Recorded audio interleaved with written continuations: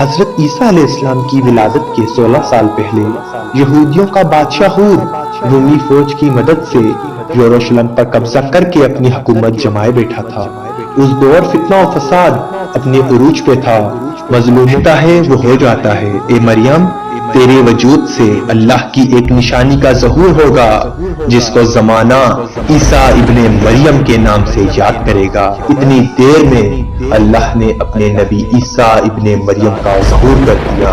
تاریخ نے لکھا، جب آپ کا ظہور ہوتا ہے تو قدس کی دیوار میں شگاف آ گیا، آسمان میں ایسا نور پھیلا کہ پورا جہاں حیران ہو گیا۔ بی بی مریم کا مذاق اڑانے لگے کہ یہ ابھی پیدا ہونے والا بچہ کیسے بولے گا۔ تو بس اتنی دیر میں اس معصوم بچے کے معصوم لبوں سے آواز آئی کہ میں اللہ کا نبی ہوں، میں عیسیٰ مسیح ہوں، ہاں میں ہی ہوں جس کا انتظار تم کرتے آئے ہو۔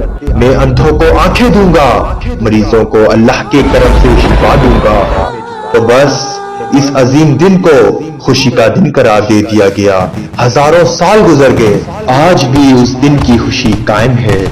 تمام اہل ایمان کو اللہ کے نبی حضرت عیسیٰ مسیح روح اللہ کی آمد مبارک ہو۔